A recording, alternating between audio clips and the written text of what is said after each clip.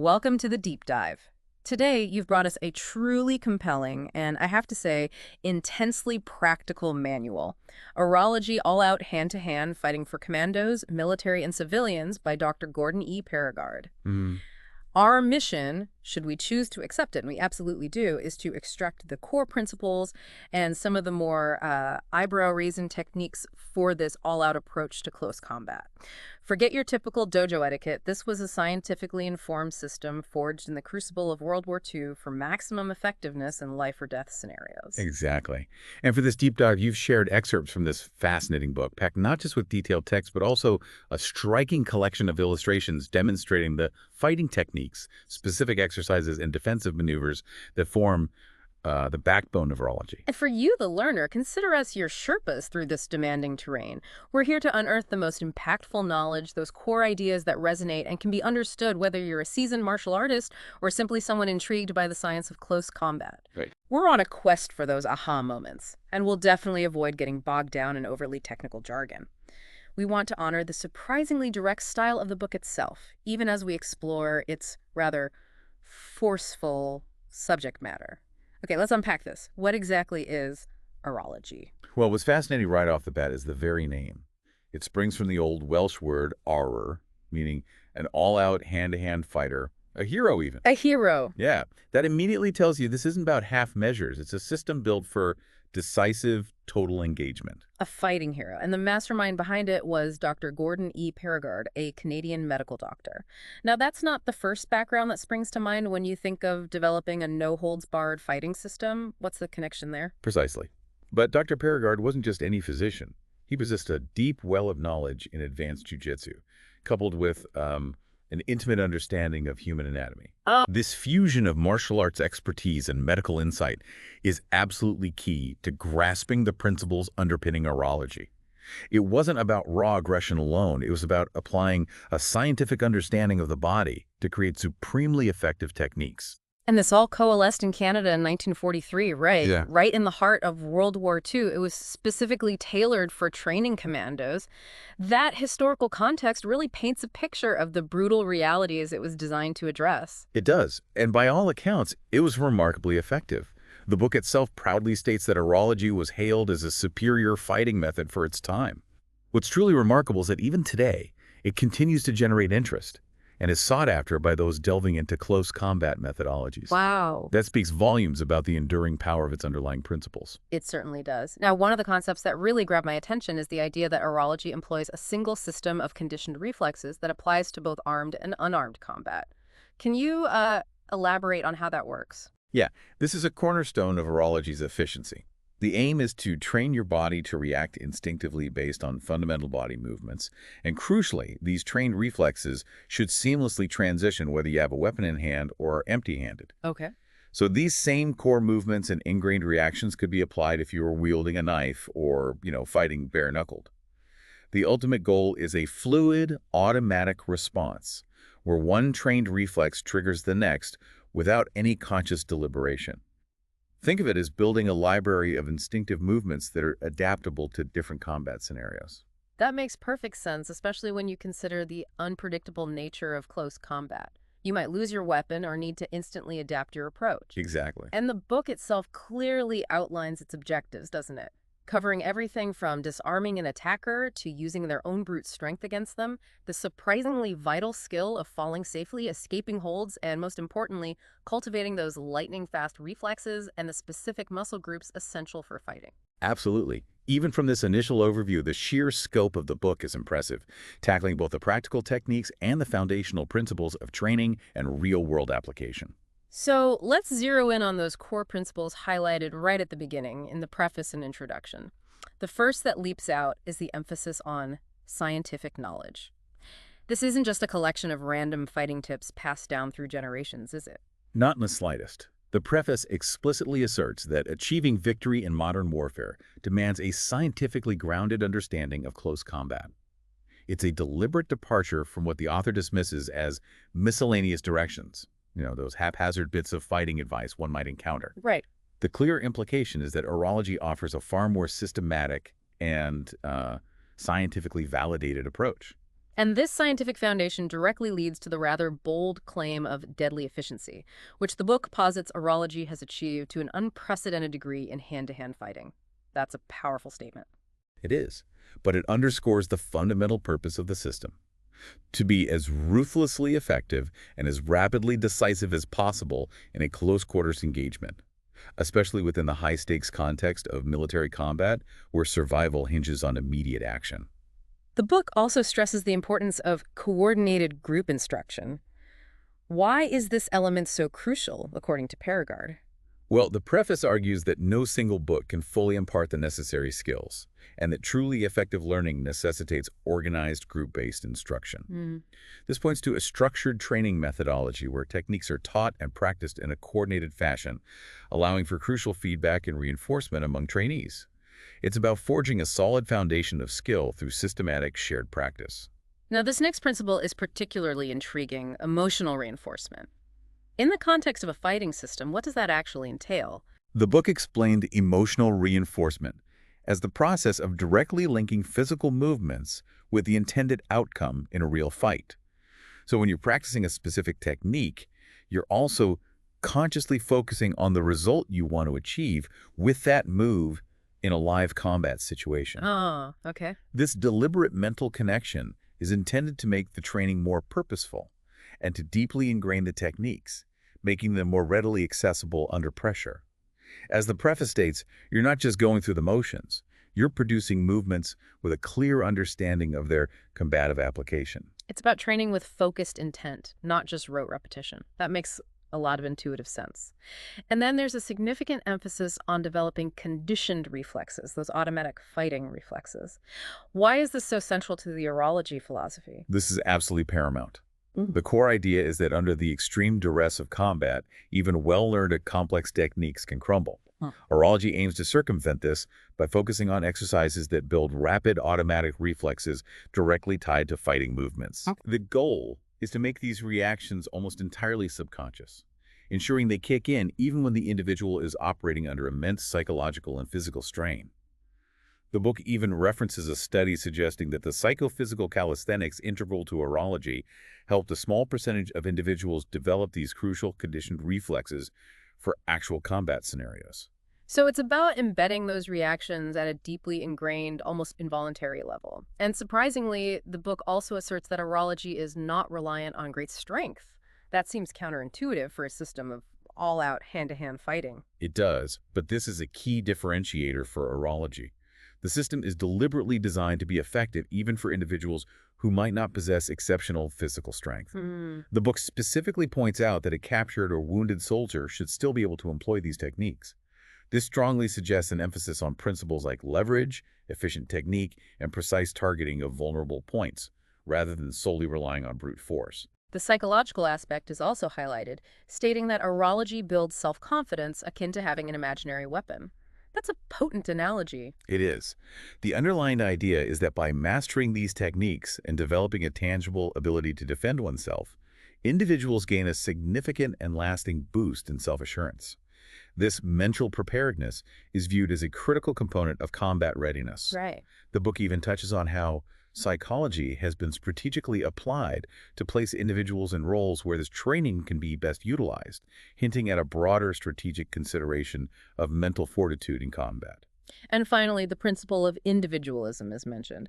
How does a fighting system contribute to the development of individualism? Well, the book argues that many adversaries, when isolated from their units and forced into individual combat, can become disoriented and less effective.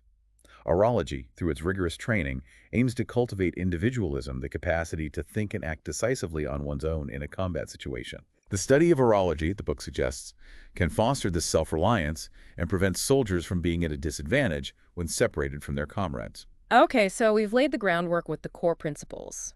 Now let's delve into some of the key training concepts that the book emphasizes. First up is blow power. It sounds straightforward, but what are the nuances beyond simply hitting hard? Blow power is indeed about maximizing the force of your strikes, but the crucial element is the deliberate focus on utilizing every ounce of strength and employing a wide array of body parts as potential striking tools. Like what kind of parts? Well, the book provides a surprisingly comprehensive catalog. Elbow, the little finger edge of the hand, fist, fingertips, palm, knee, toe, heel, and even the head are all presented as viable offensive options. It's about channeling your entire body's power into a focused point of impact, regardless of the specific limb or body part you're using. Think about how a compact, focused strike with the elbow can generate far more force than a wider, less directed blow with the forearm. Paragard's medical background likely informed this precise identification of effective striking surfaces. That's a remarkably comprehensive arsenal. And then there's the DURA hold. It sounds almost like a coded message. What's the purpose and execution of this hold? It does sound a bit mysterious. The DURA hold is described as a multi-purpose technique. The acronym itself stands for duck, under, right arm, outlining the initial movements. Right. But its applications are surprisingly diverse. It serves as an exercise to build strength and coordination. It offers psychological benefits in terms of boosting confidence. It can be used to carry a wounded comrade single-handedly, and it's also a potent offensive throw. So it's a truly versatile technique. And the grip, the thumb-down grip. Yeah, the thumb-down grip, or TD grip as the book calls it, isn't arbitrary. It actually aligns your forearm muscles in a way that allows for a stronger twisting and pulling motion, maximizing the leverage you can generate when you duck under and initiate the throw. This small detail highlights the thought Paragard put into even seemingly minor aspects of the technique. Versatility seems to be a recurring theme. Now, crawling might seem like a fundamental infantry skill, but Arwrology places specific importance of crawling in its training regimen. Why is it emphasized beyond basic movement? Arwrology views crawling as far more than just a means of low-profile movement. It's presented as a significant full-body strengthening exercise. The book details various crawling methods, such as down on all fours, the side crawl for maneuvering with a rifle, and the silent semi-crawl for stealthy approaches. Each variation serves specific purposes, including concealment, speed, and achieving advantageous attack positions. Crucially, the training also involves practicing immediate reactions to threats like grenades or enemy contact while in a crawling position. It's about maintaining combat readiness even in that seemingly vulnerable posture. That makes perfect sense, the ability to instantly transition from concealment to defense. And this next training concept is something you don't often consider in the context of fighting, falling without injury. Why is this a key element of Arwrology? Well, as the book astutely points out, injuries sustained from falls can be surprisingly common and debilitating, even in combat scenarios. The core principle here is to distribute the force of impact over the largest possible area of your body. This minimizes the stress on any single point. Like spreading it out. Exactly.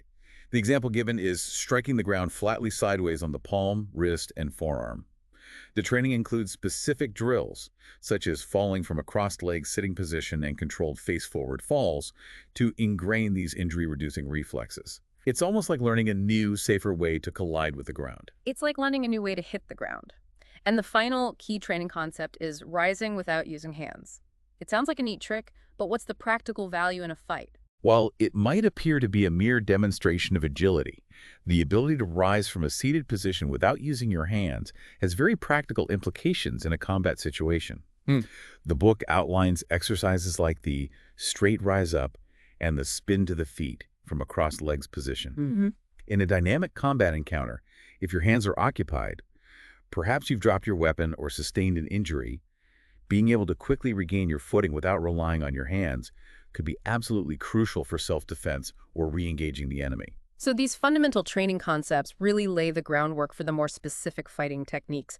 Let's move on to some concrete examples of techniques and applications that the book provides. We touched on the silent semi-crawl earlier. Can you give us a more detailed picture of this technique in action? Sure.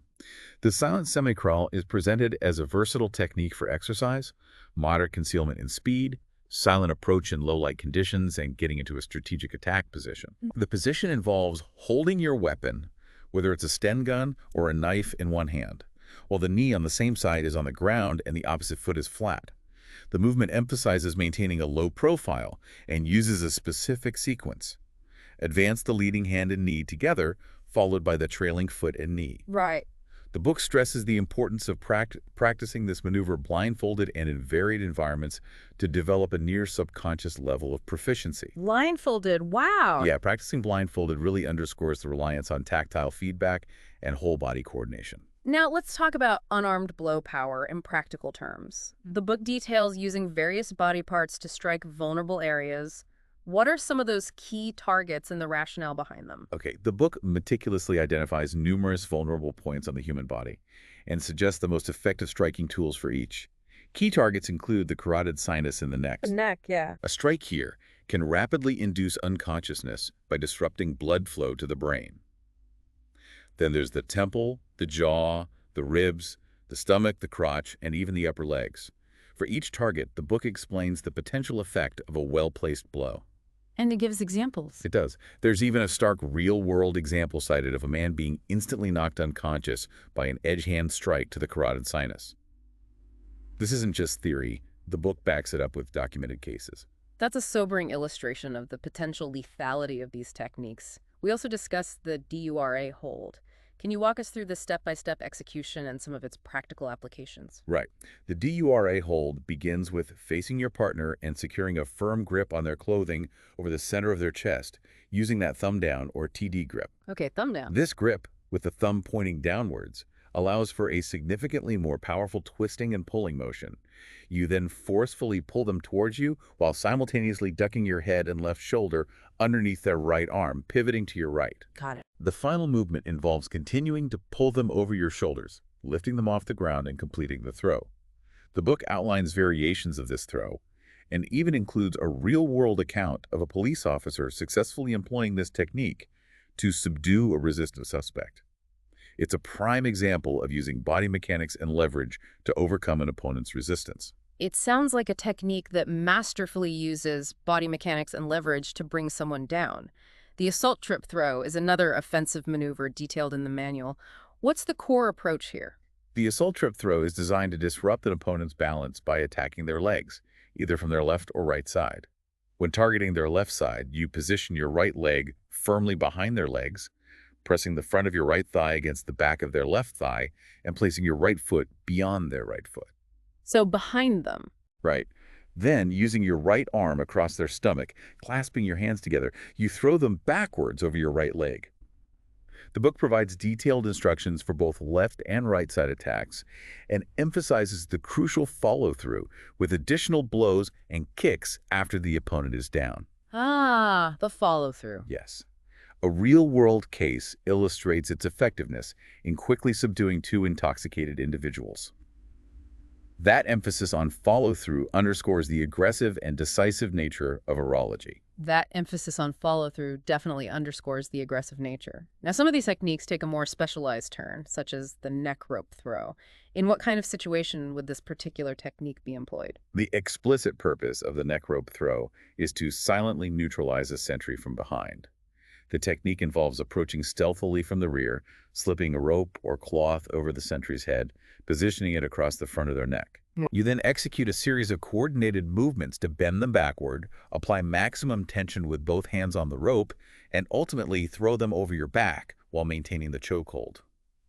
It's a technique clearly intended for a very specific and potentially lethal close-quarters engagement. These techniques are escalating in intensity rather quickly. The book also describes some death locks, such as the posterior R-lock and the carotid artery R-lock. The very term death lock is chilling.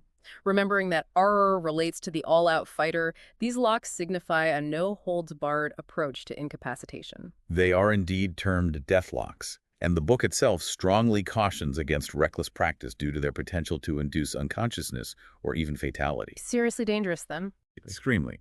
The posterior R-lock involves applying direct pressure to the carotid sinuses located in the neck, thereby severely restricting blood flow to the brain and also potentially hindering breathing.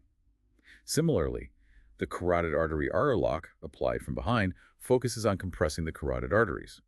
The manual emphasizes the absolute necessity of slow, deliberate practice in the initial stages to prevent serious injury during training.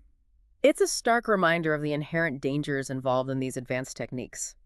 The manual also dedicates attention to defense against a gun, which is obviously a critical skill in any armed conflict. Right. What are some of the scenarios and defensive strategies outlined?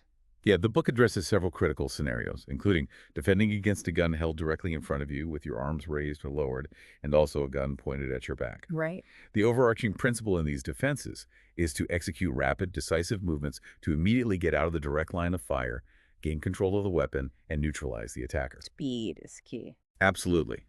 For instance, when confronted with a gun held in front with your arms up, the recommended action is to act with suddenness when the attacker's attention momentarily wavers, simultaneously turning sharply to the side while forcefully striking the attacker's gun hand. If your arms are down, a suggested technique involves turning your left palm outward and swinging your left forearm in a sharp motion to knock the gun aside while simultaneously stepping out of the line of fire. Speed and the element of surprise are paramount in these life-or-death situations. Speed and the element of surprise appear to be the crucial factors in those defenses. What about defense against a dagger and club? How does one confront those threats when unarmed, according to Arwrology? Against a dagger attack, specifically an upward thrust, the described defense emphasizes turning to the outside of the attack, securing a firm double-handed grip on the attacker's wrist, and then employing a levering motion to forcefully dislodge the dagger from their grasp. Okay, control the wrist. Exactly. When facing a club, the techniques focus on rapidly closing the distance, getting inside the arc of the swing, controlling the opponent's wrist with one or both hands, and utilizing leverage and wrist manipulation to disarm them. The importance of blow power is reiterated in these defensive scenarios as well, suggesting the strategic use of strikes to create openings for disarming or escape. So strike and disarm. It's about disrupting their attack and creating a window of opportunity. It's about disrupting their attack and creating a window of opportunity. There's also a bayonet thrust defense offense movement. That sounds like an incredibly specific and perilous encounter. It is indeed a high-stakes scenario. This technique, designed for an unarmed individual facing a bayonet thrust, involves a specific sequence of actions. First, instead of trying to directly push the rifle away, you push yourself away from the line of attack. Push yourself away. Interesting. Yeah. Then, you swiftly grasp the rifle barrel with one hand, simultaneously twisting your body to the side and pulling the bayonet upwards and over your head. In the same fluid motion, you use your other arm to grab the butt of the rifle and leverage it downwards and away from you. Okay. The final, crucial step involves closing the distance and delivering a powerful knee strike to the opponent's groin before completing the disarm. It's an incredibly risky maneuver, demanding precise timing, coordination, and aggressive action.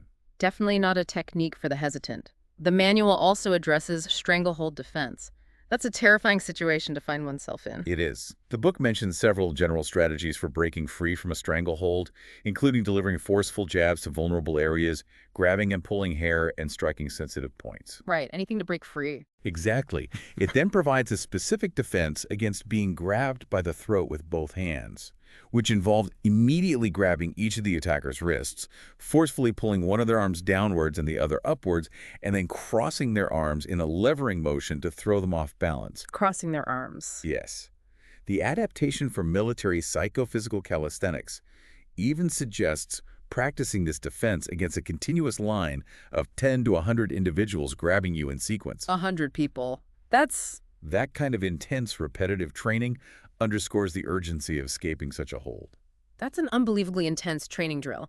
What about ankle clamp throws? How are those executed to bring an opponent down? Ankle clamp throws focus on attacking an opponent's lower legs to destabilize and throw them. The book describes various approaches, including attacking from the front or the side, and depending on whether the opponent's head is forward or back. The fundamental principle involves tightly clamping both of the opponent's ankles, often using both hands for a secure grip, and then forcefully pulling their legs backwards and upwards. This action causes them to fall forward, typically onto their face. Ouch. Yeah, the book does include a cautionary note that these throws can be dangerous, and the opponent may instinctively try to break their fall with their hands, potentially leading to wrist injuries. This reinforces the importance of practicing falling techniques. Back to falling safely. Exactly. There's even a one-against-many psychophysical calisthenics exercise for this throw, where one student rapidly throws a line of falling men in quick succession, emphasizing speed and efficient technique. That really highlights the need for speed and repetitive practice to master that kind of technique. The book also includes defense-offense movements against a grip on your wrist. Those are common encounters, even outside of combat.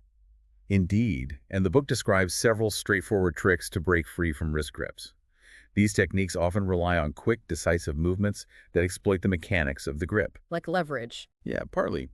One example is the elbow blow, where if someone grabs your right wrist with their left hand, you reach over with your right arm, secure a grip on their left arm, and then suddenly drop your left elbow downwards and upwards under their jaw, immediately followed by other offensive strikes. The key is often to utilize a sharp, unexpected movement to break the hold and immediately transition into an offensive action. And finally, there's a section on several simple tricks. Are these less dangerous or more for creating opportunities? These are presented as supplementary aids to gain a temporary advantage, rather than necessarily being lethal holds in themselves. They include actions like sharply bending back a finger, forcefully pushing into the side of the knee, a sudden head twist, a foot twist, and a wrist bend. So like quick pain compliance things. Sort of, yeah. The primary purpose of these tricks is to create a momentary distraction, cause pain, or disrupt the opponent's balance, thus providing an opening to apply a more decisive technique, or to create an opportunity to escape the situation altogether. So a collection of quick, painful distractions to gain an edge. Now, throughout all these diverse techniques, the book also includes some important considerations. What are the key takeaways from that section? The book emphasizes several crucial points. Firstly, it acknowledges the inherent individual differences in physical attributes such as size, weight, and strength, and advises adapting the techniques to suit one's own capabilities and limitations. Makes sense. Secondly, practice is highlighted as absolutely paramount. Consistent and dedicated practice is deemed essential for developing the necessary speed, precision, and conditioned reflexes for these techniques to be effective in a real-world, high-pressure situation. Practice, practice, practice. Absolutely. Thirdly, the book encourages the reader to be skeptical, to critically analyze the described methods, and to identify any potential weaknesses or limitations. Don't just take it as gospel. Exactly. Finally, and very importantly, it stresses safety during training, strongly cautioning against reckless practice, particularly with highly dangerous techniques like the death locks, to prevent serious injury. These considerations underscore the responsible application of this potentially dangerous knowledge. That's a really important reminder, especially given the potentially harmful nature of some of these techniques. Absolutely. Knowledge of these kinds of techniques carries an inherent responsibility to train safely and to fully understand their potential consequences. So as we bring this deep dive to a close, it's clear that your source, the Arwrology Manual, is far more than just a catalog of fighting moves. It's a comprehensive system deeply rooted in an understanding of human anatomy and physiology.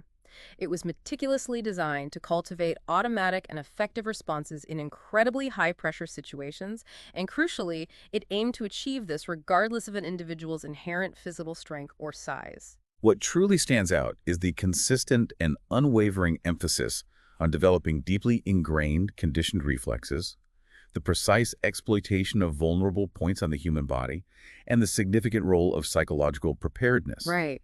You can clearly see how fundamental principles like leverage and a profound understanding of body mechanics form the very core of Arwrology's philosophy for overcoming seemingly stronger adversaries. You can't help but be struck by the direct, almost brutal efficiency that permeates this manual. When you consider its historical context developed during the intense pressures of wartime, it really forces you to confront the stark and unforgiving realities of hand-to-hand combat and the incredibly focused mindset required. And you're right, the inclusion of those deathlocks alongside detailed defenses against a variety of weapons definitely adds another layer of intensity and underscores the life-or-death stakes for which the system was designed. Indeed. We've really only scratched the surface of the sheer volume of techniques and the underlying principles detailed within Arwrology. The manual itself is filled with numerous illustrations and incredibly detailed instructions that cover an astonishingly wide range of combat scenarios. Yeah, there's a lot there. For you, the learner, we sincerely hope this deep dive has provided a compelling and insightful introduction to this unique and historically significant approach to hand-to-hand fighting. So, learner, what aspects of Arwrology stand out most to you? Are there specific techniques or underlying principles that you found particularly interesting, surprising, or perhaps even unsettling? This could certainly serve as a fascinating springboard for further exploration into the history and evolution of close combat techniques, and perhaps even a consideration of how these fundamental principles might be relevant in entirely different contexts today. Yeah, this raises a compelling final thought for you to consider. Given the book's original and highly specific purpose for commandos operating in the extreme stress of wartime, how might the psychological principles so clearly embedded within Arwrology concepts, like the cultivation of self-reliance, the development of initiative, and the fostering of an aggressive maturity potentially extend beyond the immediate realm of physical combat and find application in other high-stakes and challenging situations you might encounter in your own life. It's certainly a question worth pondering.